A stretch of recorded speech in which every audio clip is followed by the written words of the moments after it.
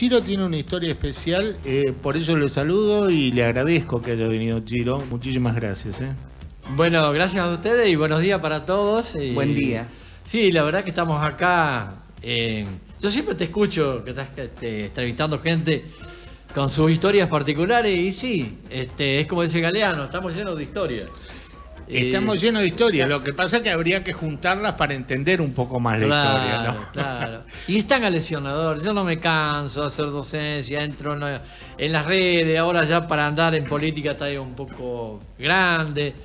En la escuela lo hacía, siempre estaba contando. Y la historia la ciencia social de historia es irrefutable.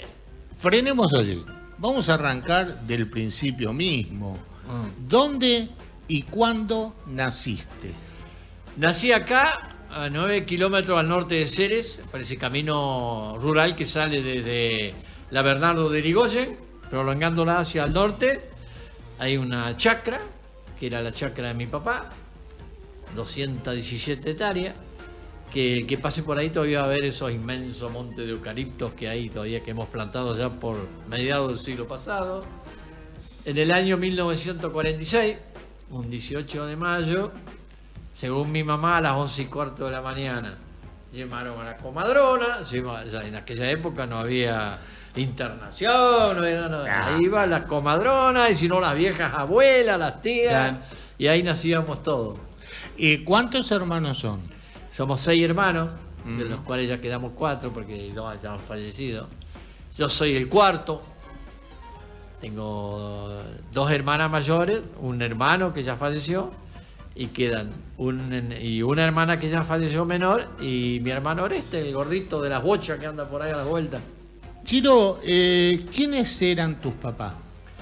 Mi papá era Agustín Paulón, era el hijo menor de una familia de 13 integrantes, hijos de Pedro Paulón. Pedro Paulón vino a los 17 años de Italia, de Zóppora, la región del Friul, la provincia de Pordenone. Es un friulano. Vino con el bisabuelo, Ángel Paulón, y eran 5 hermanos que después se casaron, un sacerdote y una hermana, que son los que de alguna manera eran los Paulón que nosotros conocíamos acá en la zona. Bueno, ahora con internet me enteré que hay Paulón en Brasil, que hay Paulón en Italia, en hablar, en todas partes, hay Paulón por todos lados. Y bueno, yo soy hijo de Agustín, el más chico de todos. ¿Y la mami quién era? Y mamá de la familia Lovera, los de la capilla. Ajá. El abuelo Antonio hizo la capilla en el año 1918, el año pasado festejamos el centenario. Mi abuelo era casado con una Arese. Hay toda una historia, cuando mi abuelo vino, también creo que tenía 14 años, y se paró en la casa del tío. Y después terminó enamorándose de la prima y se casaron. Oh. Y ahí vino la familia y bueno, mamá era este año cumpliría 100 años mi mamá, en el año 1919. Ella siempre decía que cuando yo nací, la capilla ya estaba, ya el abuelo ya la había hecho. Es la capilla que está en el camino a Montefiore, digamos. No, la capilla que está acá, o agarrás el camino que sale para Los Ponchos, sí, costeando Central. Sí. Vos haces unos 5, 8 kilómetros y vas a ver que a mano izquierda y siempre hay una flecha que dice la capilla. Sí. Está para el lado de Ercilia. Es más, la capilla está en el camino que divide Ercilia de Ceres, del distrito Ercilia de Ceres, ya en el distrito de Ercilia. ¿Por qué se hizo la capilla? Mi abuelo había estado muy enfermo, él decía que era enfermo de los nervios. Habrá tenido una gran depresión, vaya a saber. Hizo una promesa que si se componía iba a hacer la capilla. Y aparentemente le fue bien, se compuso y la construyó en el año 1918. Hay toda una historia con respecto. No sé si has ido alguna vez a la capilla. No. ¿Está el santo? Seguro que nunca está muy fuiste, bien arregladito. No, me parece que no. El santo. San Antonio. San Antonio. San Antonio de Padua. Él era devoto de San Antonio porque mi abuelo se llamaba Antonio. Antonio Lovera. Se fue en principios de 1918, en 1917, capaz que haya sido una santería Rosario y lo compró. Sí. Ese verano, antes que construya la capilla, vino un tornado, lo que ellos decían el ciclón. Vino el ciclón y a los vecinos le hizo desastre. Sopló tan fuerte que le había roto, había dado unas chapas, árboles, pero él ya tenía el santo en la pieza. Y dice que la casa de él no se la tocó. Y él dice que era un milagro de San Antonio. Y bueno, más ganas de tener esa capilla. Claro, sí. Chiro, ¿cómo era la vida de ustedes en el campo cuando vos eras chico? ¿Qué había, qué no había? No había. Mirá, yo a veces me pongo a pensar y le cuento a los más jóvenes, era todo tan distinto. Hay como una corriente que me parece muy bien, la preservación del cuidado de los animales y demás. Por ahí en Facebook veo que se enojan con el maltrato de los caballos de los cirujas. Bueno, nosotros manejamos todo a caballo. Eran 8 horas arriba y el arado, yo alcancé a arar acá todavía con tracción a sangre. Yo tenía un aradito de 2 rejas con 6 caballos, yo tenía 10 años, ya los ataba yo solo. Y mi hermano uno de 3 rejas con 9 caballos y los atábamos y arábamos todo el día. Y bueno, esa después ir a la cremería, llevar la leche, ordeñar, llevar la leche, todo con la volanta. Se venía al pueblo con la volanta. Alcancé a estudiar música 3 años acá de Rebelde en la avenida Mayo, donde está la Florida Tivoli ahora, y venía en el Sulky. 3 años venía en el Sulky a estudiar. Así que al cambio que se sucedió después, más ahora con la tecnología, celulares, plasma y demás, y no, nosotros quedamos desfasados. Pero, ¿cómo era un día tuyo? Era levantarse a la mañana. 8, 9, 10, 12 años que ya trabajabas, ¿no? Era levantarse a la mañana, ir al tambo, si había que arar, si iba a arar. Uno llevaba la leche. Mi mamá, bueno, lo que hacía mi mamá, a veces yo me pongo a pensar, ¿no? Cosía la ropa, lavaba la ropa, hacía la comida, le ayudaba a mi viejo a atar los caballos al arado. ¿Qué es lo que planchaba? ¿Qué es lo que no hacía? Hacía la comida, nos atendía a todos nosotros, nos hacía la ropa a todos nosotros. Yo me acuerdo que venía acá papá de Don Farhat, sí, y compraba una tela que se llamaba sanforizado azul. Y bueno, nos hacía los pantalones, nos hacía las blusas, todo con la maquinita, una maquinita de esa Singer vieja, que de hecho, el paso el otro día cerró, ¿no? Bueno. Hace un año. Hace un año. Y bueno, esa era la vida, y mis hermanas hacer el trabajo de la casa. Ahí estaban establecidos los roles, ¿eh? Nosotros en el campo, ir a caballo, arar, ordeñábamos todos. Pero después había una división de las mujeres planchaban, hacían la comida, lavaban la ropa, arreglaban las camas, todo. Pero bueno, esa era la vida así. Yo te haría una pregunta porque es una referencia que hacen casi todos los grandes. La importancia de la vieja, de la mamá. Ah, sí. Y es raro que hoy estemos discutiendo tan fuertemente una sociedad tan patriarcal, como se dice hoy, cuando en realidad todos los que yo invito y todos los más chicos también dicen y hablan de la importancia de la mamá. ¿Quién ordenaba todo? ¿Quién era la que tenía que castigar cuando castigaba? ¿Te acordás que se decía en aquel entonces que en la casa la madre manejaba 3 esquinas y una de las esquinas la manejaba el viejo? Porque era realidad. Lo que hacía mi papá trabajaba mucho también, aparte sabía trabajar de carpintería, arreglaba las volantas, las sembradoras, arreglaba los arados, era muy capaz, pero de lo que en la casa, eso lo hacía toda mi mamá. Así que la importancia de las mujeres, sí, yo digo que este feminismo ahora está muy bien en algunos aspectos, porque se defiende, porque realmente es muy brava la cosa. Pero por el otro lado, las mujeres se las arreglaron para tener la manija. No te vas a creer que en aquel entonces no era tan... Las viejas eran bravas, ¿eh? No, sí, no. ¿Qué era normal cuando hacías una macana? No, mi viejo algún chirro, a mi mamá no. No era de pegar. Y estábamos todo el día alrededor de mi mamá. Pero nos retaba, había mucho... La moral, digamos, la amonestación corría mucho detrás de lo que era la iglesia en casa se rezaba al mediodía, sí, el rosario. La religión del miedo, digamos. Exactamente. Y bueno, tenemos eso, nos hemos criado con eso. Es decir, esa sensación de culpabilidad que tenemos los judeocristianos, Sí. lo arrastramos desde siempre y nosotros. Es decir, mira, te cuento una anécdota. Cuando vinieron los Paulón en el carguero, Ángel Paulón y todos sus hijos, que vendría a ser después mi abuelo, uno de esos hijos, cuando llegaron al puerto acá de Buenos Aires, entraron en migración, cuando llegaron se arrodillaron todos y rezaron. Un agradecimiento por haber llegado. Un mes duró la travesía. Desde el 1 de septiembre al 1 de octubre. ¿Año? ¿Año? 1887. Uh-huh. Y se arrodillaron, rezaron y después cantaron a coro una canción religiosa. Y el capitán del barco los escuchó y cuando terminaron los aplaudió de pie. Y les preguntó cómo es que sabían cantar. Y eran miembros del coro de una de las 7 iglesias de Sópola, que es la San Martino, donde están asentados todos los documentos donde nacieron mis tíos abuelos.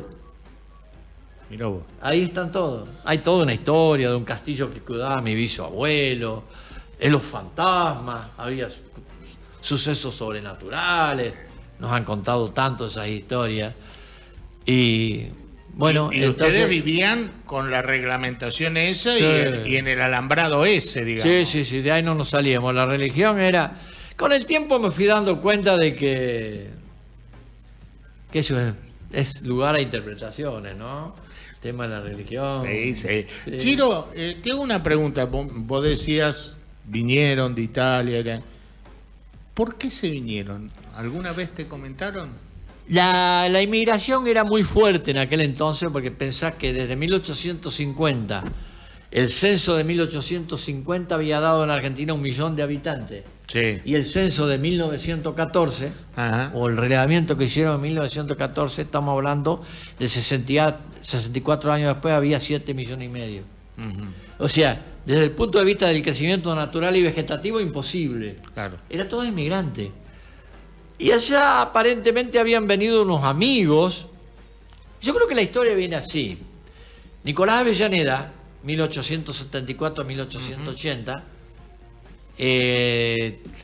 toma la zona al otro lado de Reconquista, en Avellaneda, que están friulanos. Sí. Y les dio a un contingente de friulanos, hizo un arreglo, venían los inmigrantes de a miles, y le dio no sé cuántas miles de hectáreas a un contingente de friulanos, donde le dio 200 hectáreas, 2 caballos, 2 vacas, un aradito, semillas, para que empiecen. Te estoy hablando de 1874 a 1880. Yo tengo entendido, por lo que sé, que mi bisabuelo vino con esa intención de ir a la zona de Avellaneda. Uh-huh. Pero cuando él vino, en 1887, Avellaneda ya se había ido, incluso ya había pasado Roca. Claro. Hasta 1887 estaba gobernando Juárez Selman. Entonces, para mí no llegó y se quedó con los amigos ahí en San Javier. Y yo siempre digo que ellos no tuvieron en cuenta una cosa. Sópola, en el hemisferio norte, claro, está a 44 grados de latitud norte. Uh-huh. Es decir, del Ecuador te vas alejando. Del Ecuador a los polos hay 90 grados. Uh-huh. Bueno, estaba en la mitad. Zona fría. Sí. Vinieron a parar en el hemisferio sur, sí, a 23 grados o 19, que es, me parece, la zona de San Javier, de latitud sur. Es una zona semitropical. Claro. Sí. Tiene calor. Y no sé muy bien en la causa. Yo sé que contaba un tío mío, que yo lo leí, después lo escribí, que no sé dónde se me quedó todo eso escrito, lo debo tener por ahí metido en la vieja computadora, y que decía que los reunió una noche en el molino harinero donde trabajaban, que está todavía el molino en Sópola, lo cuidan como una reliquia. Uh-huh. Y está el castillo, cuando mi bisabuelo era todavía joven, que no se había casado, cuidaba ese castillo, y ahí los fantasmas no lo dejaban dormir. Mira vos, nosotros tiramos las cosas acá. Exacto. Rompemos para construir nuevo, dale. Bueno, y dice, ¿qué hacemos? ¿Nos vamos a Estados Unidos o nos vamos a la Argentina? Y no, allá lo tenemos al pariente, un tal Pijín de apellido. Vamos para allá. Y bueno, decidieron venir a Argentina. Entonces, el bisabuelo, Ángel, le comunica al patrón de él, que era donde ellos trabajaban en Sopona, en el molinero, que era del conde Panciera. Todos esos dominios, el castillo y el molino y demás, en Sópola, que es una localidad grande como San Guillermo, sí, ahora. Tengo alguna foto que está hermosa, una ciudad chiquita pero hermosa. No quería saber nada, el conde que se vaya, parece que era muy buen empleado, muy buen trabajador. Y no, y que se venía, y se vino. Pero cuando llegaron a las migraciones, que ya se iban a venir a subir arriba el transatlántico que los traía, uno de mis tíos, abuelo, Osvaldo, y mi abuelo con 17 años, lo hicieron quedar para que hagan el servicio militar. Claro. Se quedaron un mes, pidieron plata prestada de un amigo, entraron por Marsella, Francia, compraron el pasaje en un carguero en el Hamburgo. Todavía me acuerdo que mi pariente de Ercilia había dejado anotado. Tan es así que apenas 2 meses que habían llegado los familiares, el 24 de diciembre de 1877 llegaron al patio de la casa de ellos. Y un amigo le prestó la plata para venir. Dice, te la presto, dice, pero es lo único que tengo. Juntaron la plata y a los pocos meses se la mandaron de vuelta. Llegan a San Javier y después deciden venir para esta zona. Y claro, calcula, mi abuelo llegó con 17 años, 1887, era del 70. Mi primer tío nace en 1895, así que yo calculo que se casó por ahí. Y ese primer tío, tan es así que esa familia se quedó allá en Cañadita. La Criolla, San Javier, por ahí se quedaron. Ese ya no vino. Y otro tío que nació en 1900 ya vino y se casó más cerca para esta zona. Y calculaba, ya mi papá nació en 1917. Y ya en 1930, me parece, ya estaban acá en la Baviera de Weiss. Terminaron para acá en la Baviera. Así que hubo un rotation de alrededor de, voy sacando cuenta, ¿no?, de 13 años que se fueron viniendo, donde en aquel entonces los llamaban a los gringos y venís a trabajar en el campo, se los troncaban, se los limpiaban, los sembraban con alfalfa y decían, bueno, ahora andate, gracias por el servicio prestado, y no le daban nada. ¿Cómo? ¿No había jubilación? No había nada. En aquel entonces no. Vivían como podían, pagaban la libreta al año cuando hacían alguna cosecha. A ver, vamos a ir metiéndonos más en tu vida. Vos explicabas más o menos cómo era el día de trabajo. Llegás a la adolescencia. Supongo que empiezan... espera, primero, antes de llegar a la adolescencia. ¿Vas a la escuela primaria? Sí, la primaria. ¿A dónde vas? En la escuela de Campo Grillo, la que está todavía ahora, la que entonces era la 925, ahora es Centro Radial, no me acuerdo cómo que se llama. Que vas para, a ver, está a 8 o 10 kilómetros de ser entre Ser y Selva. Las tendrás que haber visto. Era la Flor del Norte. Sí. Ahí hice la primaria y con todos mis compañeros, los charabillos, los barberos, todo. Eran unas 40 familias que vivíamos ahí en la zona alrededor de la cremería. Éramos todos tamberos. Ahí fuimos a la escuela, todos. ¿Maestro quién era? Y maestro yo lo tuve a Eduardo Dueli, que después se fue, lo tuve en primer año. Después tuve una señora que era Roldán de apellido, Amelia Roldán. Después la tuve la Elda Bertero, que murió hace poco, la mejor maestra que tuve lejos. Y terminé con Enrique Saín. Con Enrique, el último año. Tan es así que yo todavía lo tengo guardado el cuaderno de 6º grado, porque entonces era 6º grado. Vino por ahí en julio, agosto a la escuela, yo ya tenía 13 años. Ahora me miró el cuaderno, vení, dice, me llevó enfrente de la escuela, me dio una cuchara de albañil, había ladrillo y me hizo hacer cantero. Vos ya está, vos ya terminaste. Y agarró mi cuaderno y con eso daba clase. O sea que tu diploma fue ir a ser un cantero en la escuela. Sí, ya al término, porque cuando se fue la Elda, que se casó y se fue, llegó Enrique Saín y ahí yo ya no fui más a la escuela. Ya había terminado 6º. Y te estoy hablando de julio, agosto. en esos años, ¿ya se podía salir a algún lado? ¿Se iba a algún baile? Sí. ¿Eran fiestas? ¿Para Sí. dónde agarraban? Teníamos el Tropezón, teníamos la baile de selva, teníamos Montefiore, teníamos la Isleta, teníamos Galoto, teníamos la Frontera. En la Frontera habremos ido a veces a los bailes. ¿Y en qué iban? Y yo te estoy hablando ya cuando íbamos a los bailes ya adolescentes. Mi papá había comprado un Chevrolet doble Phaeton, eso de capota, Sí, ¿Dona? sí. 1929. Y íbamos con eso. Íbamos a selva, íbamos... Depende, venía Heraldo Bocio, venía... Supimos ir a un baile en el Salón Claudio Montefiore, Exacto. que vino don Tarragorros, padre todavía. Sí. Padre de Antonito. Sí. Antonito era un pibito, ahora tenía 14 años en aquel entonces. Heraldo Bocio, no sé cuál otro que te puedo nombrar, que sabían venir a Selva, a la Frontera. Y si no, los de acá, la orquesta de Hugo Sala, estaba Rebeli.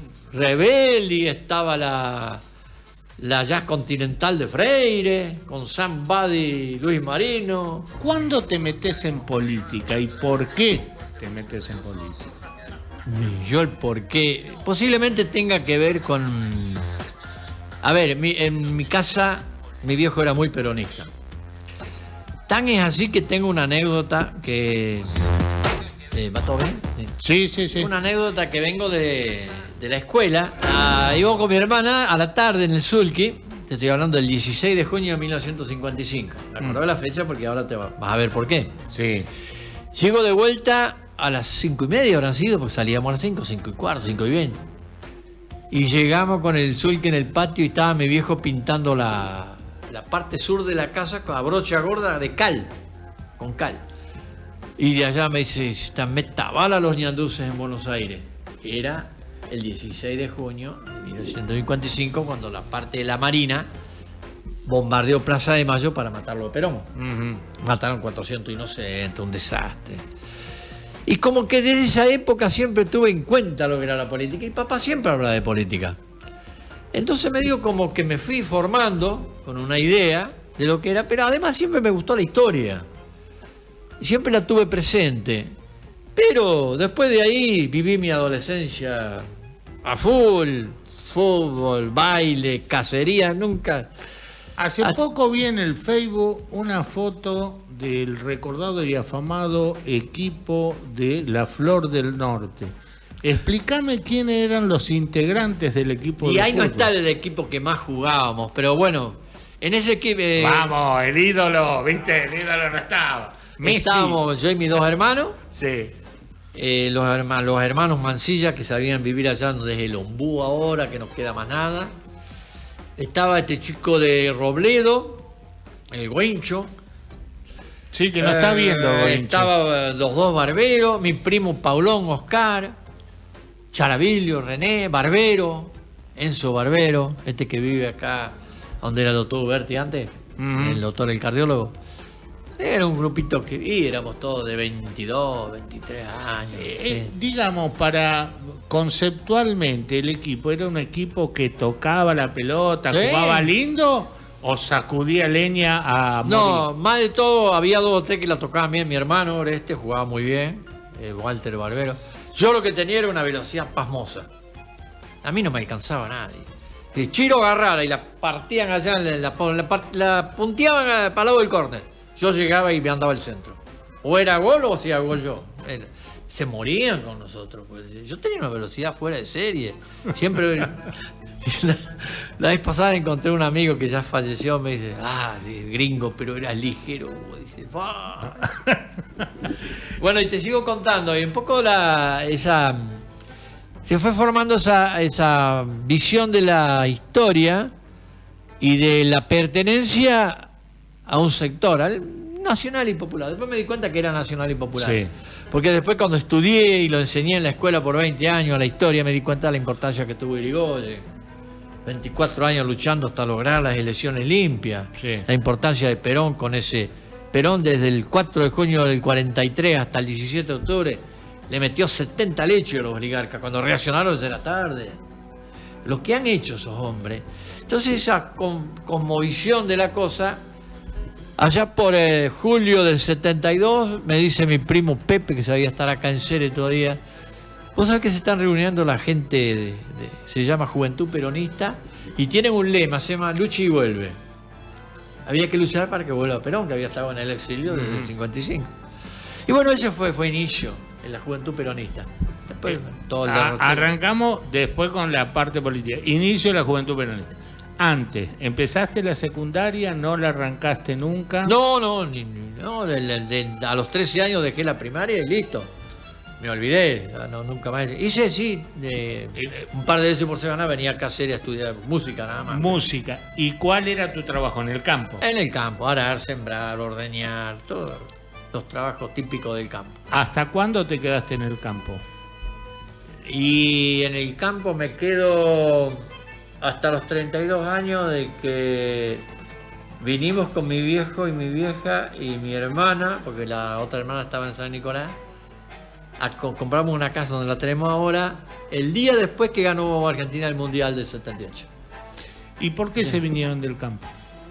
Y un poco ya mi hermano se había casado, la familia, dos hermanos se habían casado, empiezan las familias a agrandarse, a ver roce, a disgregarse. Entonces nos vinimos. Pero vinimos a Cere y a los 4 o 5 meses mi viejo murió de cáncer. Un cáncer fulminante. Que en ese lapso, en el 76, hay una historia muy, muy negra, muy oscura, que es cuando nos llevan presos a todos nosotros. Creo que vos la historia esa la sabés. Por supuesto, y la vas a contar. Sí. Espera un cachito. Vamos a ir por parte, dijo Jack, porque si no nos apuramos. Por parte. Vos que venís a Ceres, ¿y dónde empezás a trabajar? Y desde ahí trabajamos en el campo y ya habíamos comprado una cosechadora. Y trabajamos con la cosechadora en la época de la cosecha, sorgo, trébol, maíz, lo que había se cosechaba. Recorrían la zona. Recorríamos la zona con mi hermano y el otro hermano Bruno, el que falleció en el barrio Re, él tenía su taller mecánico. Sí. ¿Te debes acordar? Sí, por supuesto. Donde se armaban las carrozas para los carnavales. Exactamente. ¿Es cierto el cuento del famoso conejo que hicieron una vez y que era toda una estructura de hierro? Ajá. Y para ponerle afuera compraron todo algodón? Y siempre cuando iban a terminar había que soldar el último hierrito y se les quemaba el conejo. No me acuerdo de eso. Y puede ser. Esa es una leyenda que circula en el barrio. ¿Sabés quién era el que llevaba adelante la construcción de las carrozas y todo eso en el taller de mi hermano? Era el Darío Uberti. Claro. El Darío era el que te organizaba todo eso. Por eso ya nosotros estábamos en aquella época en el campo o trabajábamos en el campo y no estuve mucho en eso. Vos decías, teníamos una cosechadora que era una rotaña. Una Daniele. Una Daniele. Esas amarillas. Sí. Y bueno, pero ya te digo, vinimos y al poquito tiempo mi viejo murió y después vendimos el campo. Cada uno sacó una parte, se compró una casita. Sí. Y bueno, ahí nos fue muy mal después. Es como que se dice, nos fundimos, digamos. Y bueno, hasta que trabajamos de changa como podíamos. Y todo esto pasa la dictadura, se reabre la democracia y los peronistas nos juntamos otra vez. Claro. Lo de la antigua juventud, donde estaba liderado por Macento, La Chini y demás. Y bueno, lo apoyamos al gringo Macento y lo sacamos intendente. Espera. Frené. Volvemos para atrás. Vos arrancás en la Juventud Peronista. Exacto. En un momento de mucha lucha y lucha dura. Brava sí. Lucha. Y a principios de los 70. ¿Quién estaba presidente? ¿Lanusse todavía?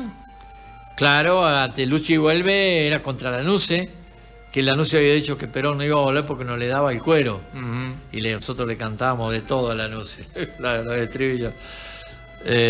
Volvió Perón el 17 de diciembre de 1972, que es el día de la militancia, por primera vez, y volvió.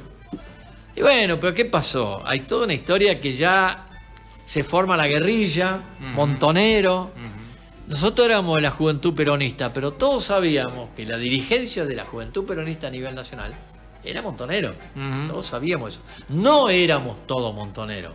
no estábamos todos en la guerrilla, pero sí sabíamos que parte de la dirección era...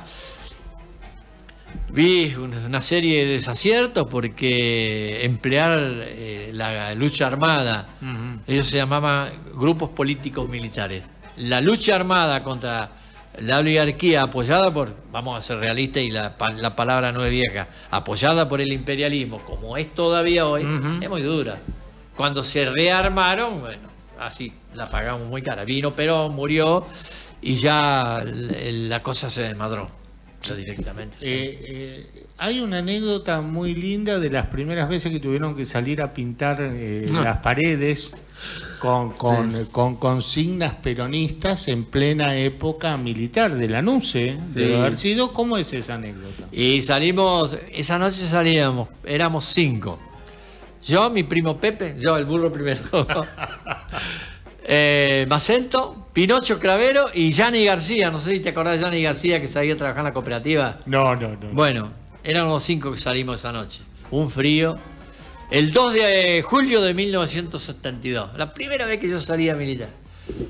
Y Macento había conseguido unos aerosoles y había que dar. Como una de las consignas es Perón vuelve, porque en base a lo que había dicho la Nuce que no le daba el cuero. Claro. Perón vuelve cuando se le canten las pelotas, era el tema. ¡Vamos! Y había una pared grande ahí cerca Parado de Central, no me acuerdo muy bien si era por lado de Mícoli, por ahí. Y me dice, Chiro, me dice Macento, y yo era rápido para escribir. Y Perón vuelve si se le cantan las pelotas. ¡Wow! Pinocho Cravero estaba en una esquina haciendo de campana y Macento de la otra. Y se venía de acá, no nos metían adentro. Y bueno, terminamos de pintar como a las 5 de la mañana y yo me tenía que ir al campo a ordeñar. Me había quedado porque, no sé qué locura, se me dio venir del campo a militar en política. Yo a veces me pongo pensar que hice cada locura que... Y me dice, yo te llevo. Sí, me llevó en una Dodge, una modelo 72, nueva era. Le estaba cambiando el parabrisas, pero no tenía el parabrisas. Una helada. Llegamos, a ver, pena movíamos los ojitos del frío que hacía. Era por la militancia. Por la militancia, sí. Y bueno, esa fue la primera parte de mi militancia. No entendía nada. Me dice, tenés que leer los Jauregui, Hernández Arregui. Me decía, bueno, los empecé a leer. Y ese había ido a Rosario y estaba Vittorio, que era el cerebro en aquel entonces. Sí. Lo estoy ahora, escribe junto con Horacio Berbisque en El cohete a la luna. Sí. No sé si lo habrás leído. Vittorio. Sí, que acaban de denunciar a Stornelli. Sí, una grabación con un audio e imágenes de un... Esa es una estocada de un señor que estaba acusado de recibir coimas y para dejarlo afuera le cobraron una... Al impoluto Stornelli, el hombre que lleva adelante la causa de las fotocopias. $300.000 y está filmado todo eso, lo que denunciaron ayer, creo, en El cohete a la luna. Antes de venir estaba escuchando eso, Víctor Hugo lo estaba escuchando. Yo lo escucho por las 750 de la mañana. Mal. Usted tiene que escuchar radio de Cere. Muy mal la confesión. Bueno, hacemos una cosa. Yo te escucho vos, pero pasámelo a Víctor Hugo. Conoce el editorial. Escucha. Por acá nos dicen que se rumorea que los aerosoles Macento los robó de la cooperativa de consumo. Así es. No se rumorea. Confirmamos. Lo confirmamos. No, era para la causa. 47 años después lo confirma. Sí, totalmente la cooperativa también es así. Y dice que los expropió para el campo nacional y popular. Claro. Lo expropió, no los robó. No los robó.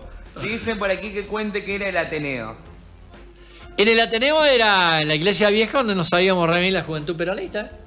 Ahí en ese grupo. Era grande el grupo. Estaba el Petizo Ferrato, la hermana, Luchi, el Cachito Íbalo. Estaban mis hermanas que sabían ir, Bruno. Ahora no porque era chico todavía. Pero era grande, cuando nos juntamos todos los de la juventud éramos como 30, 40 personas.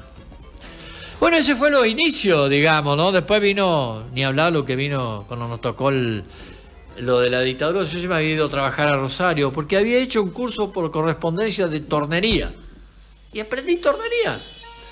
Y me fui a Rosario y trabajé en 2 tornerías. Trabajé como casi un año. Y me acuerdo que Vittorio ya estaba preso, porque había caído el 1 de abril de 1975, cayó una huelga Villa Constitución, y estaba adentro, salió recién en el 81, calculá.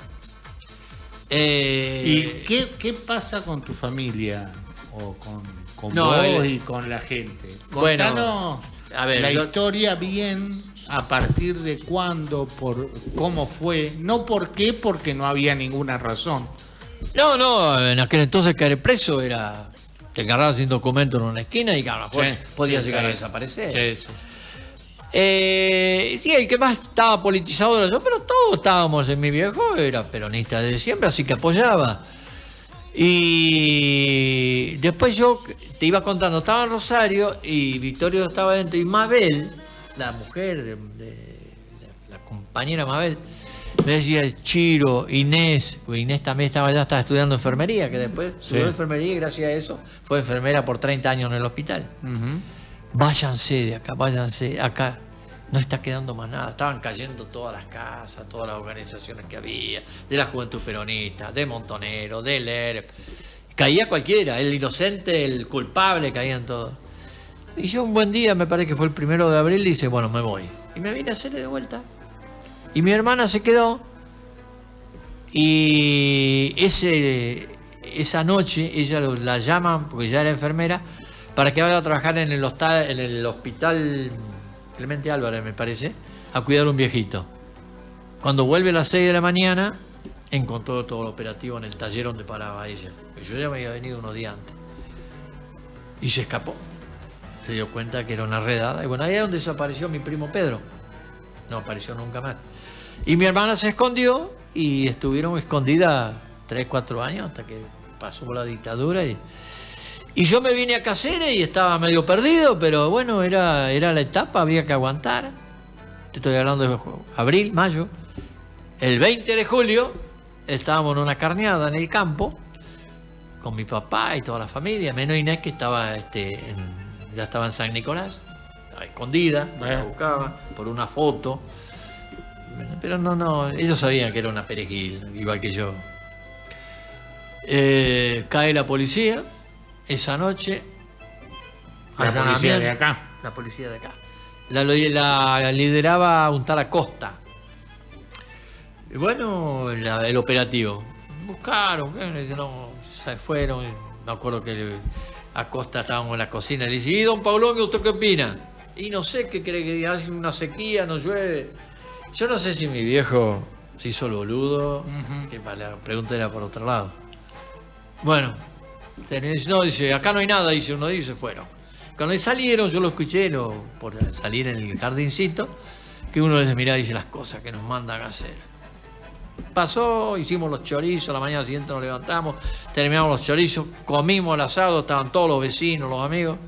Eran sido las 1:30, a las 2 de la tarde, otra vez la policía. Pero ya no fue más Acosta, sino fue un comisario Oro que había de apellido, que estaba acá en Cáceres. Adentro todos, los viejos también, todos presos. Y nos tuvieron acá en la comisaría hasta la tardecita, y a la tardecita a mi papá y a mi mamá, a instancia del padre de Rolando Agú, ¿te acordás? Sí. Que era policía, le dijo, no, a los viejos no los llevan. Y él nos hizo un informe, tengan cuidado, que esta gente está en el campo y va recomendada. Eso nos salvó. Y bueno, todo el itinerario, fuimos a San Cristóbal, nos entintaron los dedos, fuimos a Santa Fe, a mí me cagaron unos garrotazos, a mi hermano lo cagaron a trompada.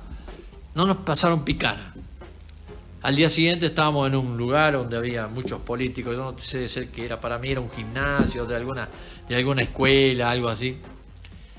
Me acuerdo que estaba Don Bonino, uno de los políticos, había 2 o 3 políticos que conocía, había con 300 personas. Era el golpe, recién habían dado el golpe, estaban los políticos presos. A la tarde llega un celular, nos cargaron a todos y nos llevaron a la jefatura. Te la voy haciendo corta porque la historia esa la tengo contada en un blog.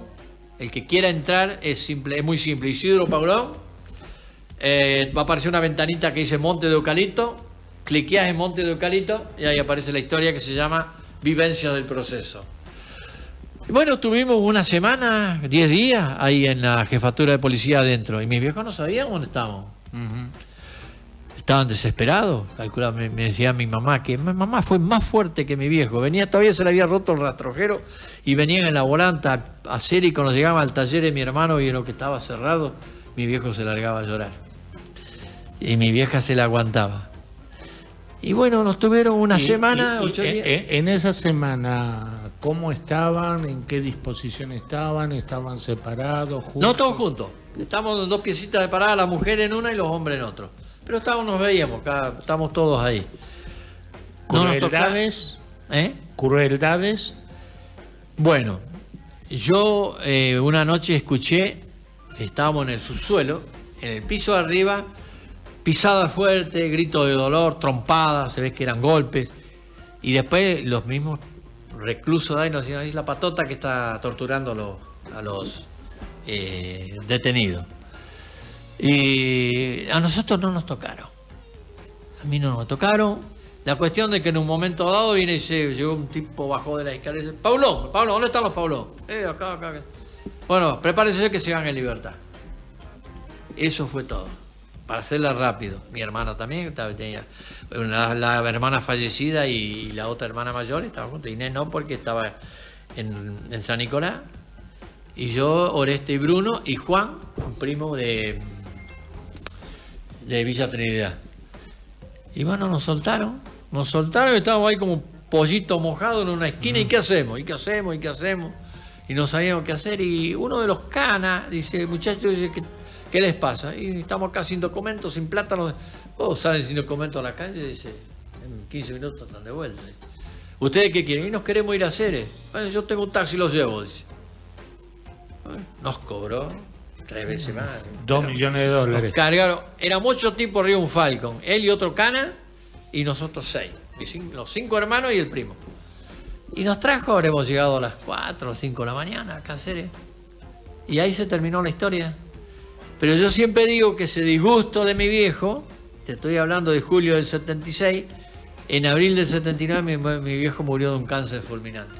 Yo también le atribuyo a las dictaduras cívico-militar la muerte de mi viejo. También le hago ese cargo porque nos han hecho sufrir mucho. Y de ahí en adelante y estuvimos muy perdidos.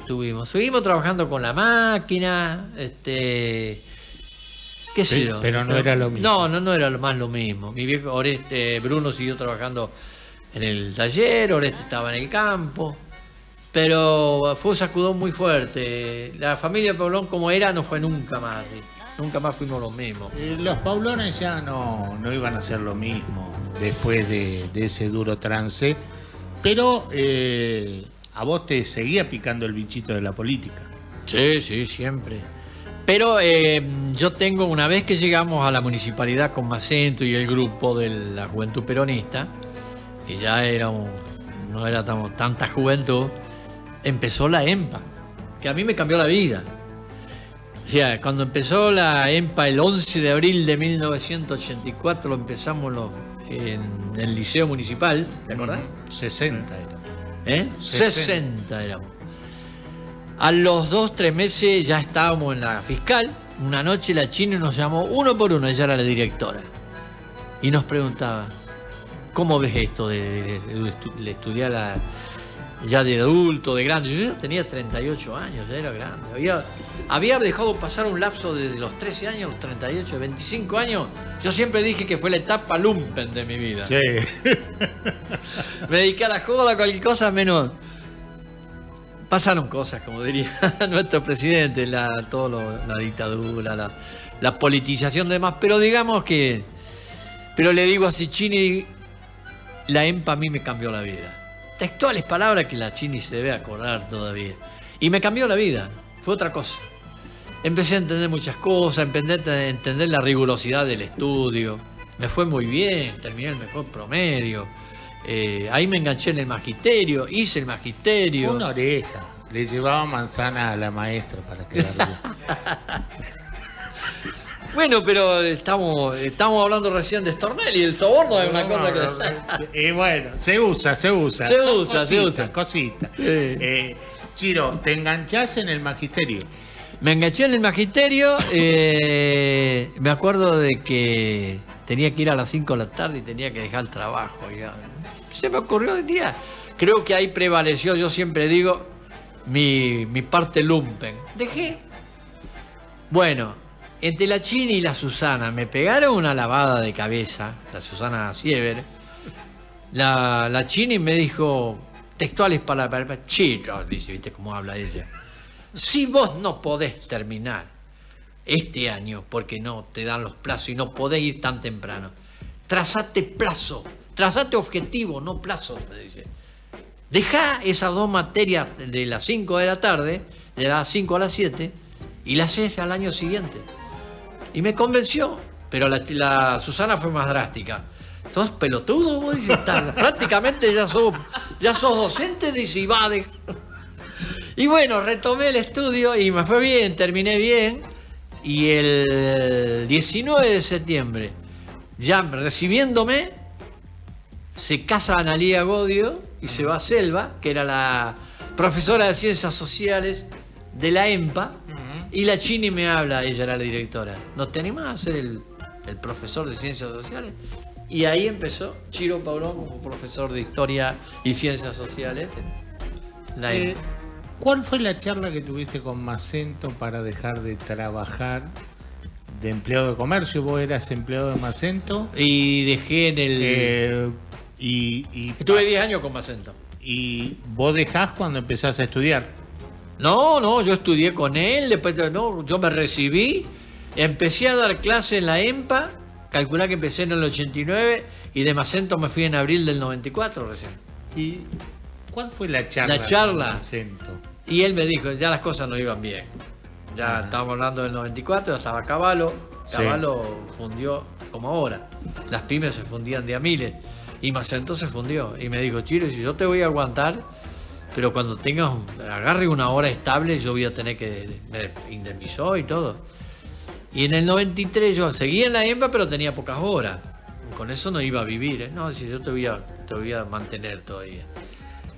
En el 93 agarré un reemplazo en el ciclo, pero fue un reemplazo, unos pocos meses. Y en el 94 me ofertaron como 24 horas en Ercilia. Y las agarré todas con la EMPA. Bueno, dice, con eso vas a poder vivir conmigo. Yo te voy a tener que indemnizar, pero yo no te puedo tener más. Así que muy amigablemente, como fue siempre con él, y esa fue la charla, me indemnizó y yo ya me dediqué a la docencia del 94 en adelante. Exclusivamente. Vos estudiás, trabajás, te recibís de profesor, ejercés la docencia, pero seguís en política. Sí, pero ya una vez que fui profesor de la política me aparté. Es decir, estaba al tanto de todo lo que pasaba, pero militancia política no tuve. Digamos hasta que me jubilé en el 2011. Ahí sí retomé otra vez, que fui candidato a concejal, todo eso. Creo que fue un error porque yo político no soy. Soy docente, me gusta la historia, puedo contar historia, puedo darle una clase de historia, pero haciendo un balance de cómo soy yo en persona, no soy político. No. Yo siempre decía a mis compañeros, ¿por qué no podés ser política? No sé mentir, digo. Así que bueno, esa fue un poco la historia con Macento. Con Macento no fue bien porque lo volvimos a poner de concejal. Ahí, sí. Pero conmigo ya no tuvimos suerte. Y bueno. ¿Y qué te deja hoy, en retrospectiva, tu vida? Y mi vida lo que me deja es que yo, el acierto más grande es haber retomado los estudios después de grande. Hay un bache en mi vida de 25 años que si volvería para atrás en la historia no lo dejo pasar, yo estudiaría. Por eso me desespero tanto cuando veo a la juventud que dejan pasar y por ahí abandonan, porque a mí me pasó y es un error. Y digo, estudien, hoy hay posibilidades. Tener la EMPA, tener el terciario, tenés carreras, están los estudios a distancia. Pero un estudio es un estudio, es un escalón un poquito más arriba, y la posibilidad de que te abran una llave que te abra más puertas. Entonces el balance que hago es lo más positivo de haber estudiado y que me posibilitó jubilarme bien. Y así está terminando, a lo mejor en mis últimos días, ya como jubilado, con las espaldas cubiertas, digamos, ¿no? Y con tu historia particular, familiar, pero que tiene que ver con la historia de todos nosotros. ¿Cómo ves hoy a la ciudad como punto de partida, indudablemente, para analizar la provincia y la nación. ¿Cómo ves hoy? Y a la ciudad de Ceres la veo estancada como está todo el país. Es decir, el país, ni hablar lo que está pasando ahora, es un desastre. Más allá de los ideologismos, más allá de la posición política que uno tenga, yo manejo la historia prácticamente al dedillo, y yo tomo los últimos 100 años de historia, hablamos de 1916 a la fecha, van a ser 103 años, donde comienza la verdadera democracia. Y tenés 5 presidentes, 5 que hicieron algo para el pueblo. Es mi forma de pensar y a lo mejor algunos no estarán de acuerdo. Las dictaduras no sirvieron ninguna. La década infame es eso, infame, una manga de corruptos que duró 13 años. Y de los 5 presidentes que yo rescato como elegidos por el pueblo y para el pueblo y que cumplieron con los mandatos del pueblo son Irigoyen, Perón, Alfonsín, Néstor Kirchner y Cristina Fernández de Kirchner. Los demás son o corruptos, o dictadores de las dictaduras, o estafadores electorales. Menem es un estafador electoral. ¿Te acordás que dijo que yo así decía lo que iba a hacer, no me votaba nadie? Eso es una estafa electoral. De la Rúa, ¿qué podemos decir? Bueno, también otro. Y Macri, ¿cumplió alguna de las promesas que hizo? También estafó electoralmente a la gente. Incluso hoy los mismos macristas le están diciendo, ¿me has traicionado? No me cumpliste. Entonces yo creo que el país tiene como una especie de péndulo. Cuando entra un gobierno nacional y popular avanza.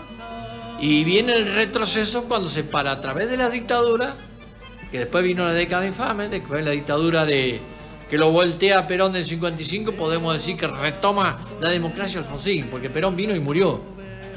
Así que el manejo de la cosa del partido militar lo tenía. Pero los militares son la parte armada. Los que manejan las cosas son los civiles.